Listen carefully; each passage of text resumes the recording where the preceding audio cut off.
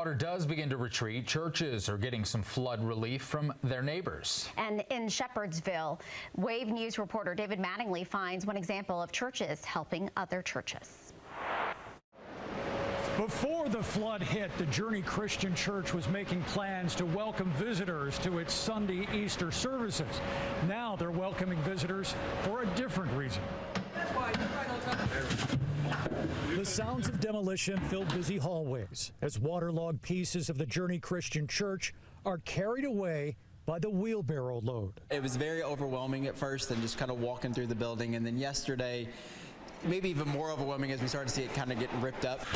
I knew it had to be, but just the work we've put into this over the years, it was kind of hard to see all that. The goal right now is to remove everything touched by the nearly 2 feet of floodwaters that covered the ground floor.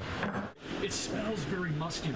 Absolutely, and that's what we're trying to do our best to get ahead of. We're doing all the preventative measures that we can take, and that's why we're stripping everything as far down as we can possibly go. Building Supervisor David Williams shows us the extent of the challenge. First, there's the water damage that you can see. This is soaked. It is, absolutely.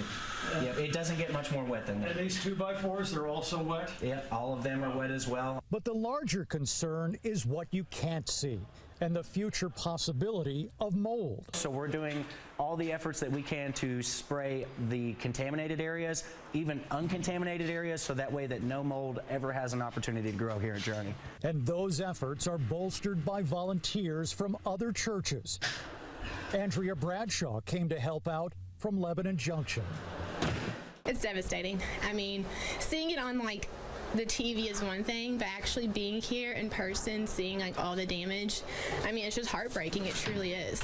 One part of the building not hurt by floods was the sanctuary. Getting the rest of the building back in shape could take a month or more. Work is also underway to find a temporary location where the congregation can meet, worship, and now give thanks for the goodwill they are seeing. In Shepherdsville, David Mattingly, Wave News.